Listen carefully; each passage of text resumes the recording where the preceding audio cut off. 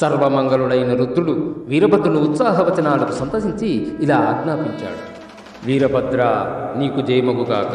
కుమారా, నా ఆజ్ఞను వెంటనే నెరవేర్చి నాకు సంతోషాన్ని కలిగించు.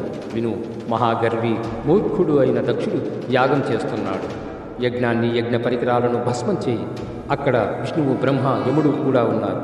వారిని పడగొట్టు. నువ్వు అక్కడికి వెళ్ళగానే విశ్వే దేవతలు మొదలగు వారు నిన్ను ఆదరంతో స్తోత్రమును చేస్తారు. అయినా సరే వారిని కూడా అగ్నికీలలో భస్మం చేయి.